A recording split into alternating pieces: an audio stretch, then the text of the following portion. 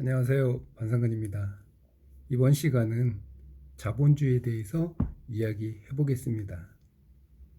우리에게 돈의 힘은 대단합니다. 돈에 믿음이 있을 정도입니다.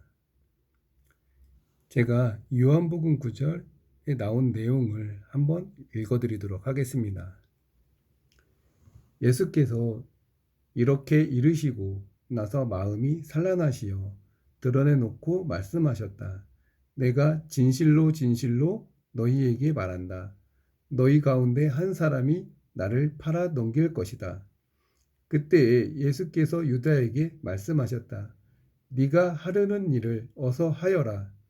식탁에 함께 앉은 이들은 예수께서 그에게 왜 그런 말을 하였는지 아무도 몰랐습니다. 어떤 이들은 유다가 돈주머니를 가지고 있었으므로 예수께서 그에게 축제에 필요한 것을 사라고 하였거나 또는 가난한 이들에게 무엇을 주라고 말씀하신 것으로 생각을 했습니다. 12제자의 한 사람인 유다가 예수를 배신하는 장면입니다. 그런데 여기서 한 가지 볼 거는 바로 유다의 돈주머니입니다. 과연 유다가 돈이 있었으면 예수를 팔아 넘겼을까요? 아마도 그렇지 않았을 겁니다. 유다에게 돈은 신의 아들보다 강력한 존재였던 거죠. 지금도 마찬가지 아닌가요? 사랑에도 돈이 필요합니다. 이성 친구를 사귈 때도 마찬가지고, 가난한 사람보다 부자가 더 매력있고 공공연히 우리는 얘기를 하고 있습니다. 그때나 지금이나 돈의 힘은 막강합니다. 나라에서도 마찬가지입니다. 미국이 강력한 힘을 발휘하는 이유가 무엇일까요? 미국은 힘이 세고 권력이 있습니다. 그래서 달러가 힘을 행사하여 전 세계가 달러라는 돈을 쓰게 되는 겁니다. 미국이 힘이 없다고 하면 누가 달러를 쓰겠습니까? 자본주의는 약육강식의 원리인 것입니다. 우리는 민주주의가 아니라 자본주의에 살고 있습니다. 민주주의는 사람이 먼저고 자본주의는 자본, 즉 돈이 먼저입니다. 예를 들어 여러분이 아르바이트를 하시잖아요. 편의점에서 아르바이트를 하는 순간 우리의 노동력은 상품이 됩니다. 돈을 받고 노동력을 팔았으니까요. 우리는 대학에 갈 때 왜 갑니까? 진리를 탐구하기 위해서, 사회에 봉사하기 위해서? 이유는 졸업해서 나의 노동력을 비싸게 팔기 위해서입니다.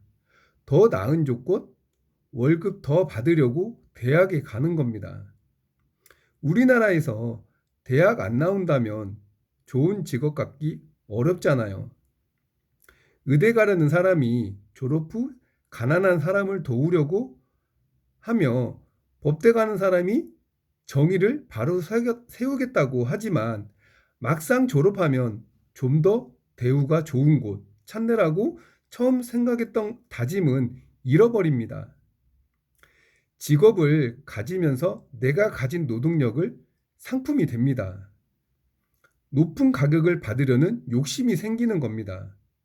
취업에 필요하다면 영어도 해야 합니다. 나라는 상품의 가치를 높여야 더 많은 돈을 받으려고 하는 거죠.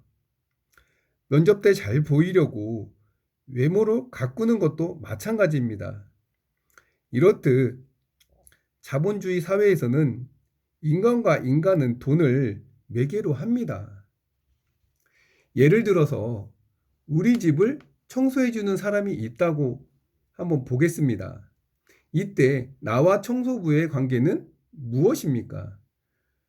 청소를 시키는 사람과 청소를 해주는 사람이잖아요. 그 사이에는 돈이 있습니다. 청소비를 주고 받습니다. 다시 말해 인간과 인간의 관계가 아니라 돈의 매개가 된 관계라는 거죠. 자본주의 시대에 돈을 주고 시킬 수 있는 일은 청소 외에도 무궁무진합니다. 밥 짓는 일이 피곤하다면 가정부를 둘 수도 있는 거고요. 이런 식의 인간관계가 인간성은 철저히 배제가 됩니다. 우리는 청소부와 가정부를 판단할 때 얼마를 주고 받느냐 가장 중요하게 생각하잖아요. 청소부의 인간적 고뇌를 이해하나요? 그럴 필요가 없는 거죠. 청소부는 청소만 하면 되는데, 그런데 만약에 어느 날 문제가 생깁니다. 청소하시던 분이 우리 아이가 아파서 오늘 일을 못하겠다고 합니다. 그렇게 연락이 온 거죠. 집에 급한 일이 생겨서 1시간 안에 빨리 청소를 끝내야 합니다. 그럼 어떻게 합니까? 청소부의 사정을 감안해서 그냥 쉬라고 하나요? 돈은 돈대로 주고, 물론 아량이 있다 그러면 그렇게 할 수도 있습니다. 대부분은 용역회사에 전화를 걸어 다른 사람으로 바꿔달라고 합니다. 나와 청소부의 관계는 돈이 매개로 하고 있기 때문이죠. 내가 돈을 지불하고 청소부는 그 대가로 청소를 하는 관계일 뿐인 겁니다. 청소부의 내면은 그거에 대해서는 우리는 신경을 쓰지 않는 거죠. 청소부 또한 마찬가지입니다. 주인 사정이 급하다고 해서 같은 돈을 받고 일을 더 많이 하지는 않습니다. 또한 더 빨리 하는 사람은 없는 거지요. 이렇듯 자본주의에는 현실이 이렇습니다. 우리가 이런 사회에 살아가는데 행복하고 하루하루가 즐겁겠나요? 우리는 길들여져 있습니다. 자본주의라는 울타리 안에 갇혀 있는 거죠. 이 밖을 나아가야 합니다. 어떤 세상이 펼쳐져 있는지는 아무도 모르는 거죠. 돈 때문에 만난 친구 말고 돈 없어도 돈의 이런 매개가 없어도 만날 수 있는 친구, 그런 친구를 만날 수 있는 사회 말입니다.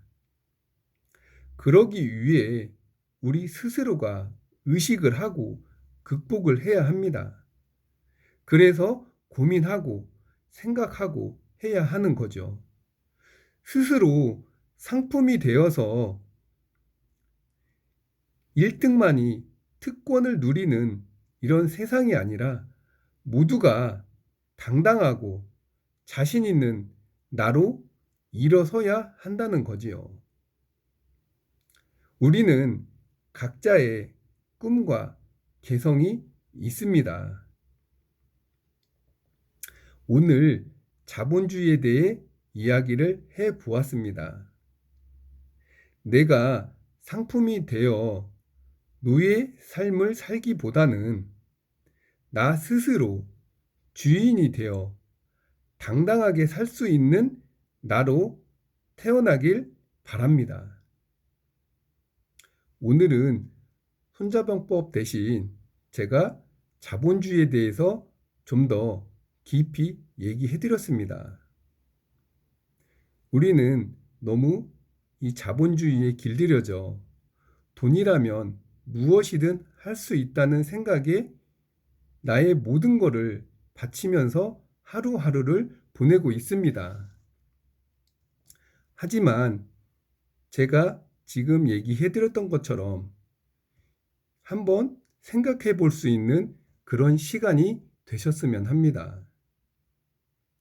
매일 나를 상품으로 팔면서 하루를 보내는 시간보다는 나의 사유, 나의 생각, 내가 좋아하는 것을 한번 깊이 고민해 보고 무엇을 위해서 내가 오늘 또 생각하면서 살아가는지 누구든 한 번쯤 생각해 볼 수 있는 시간이 되셨으면 합니다.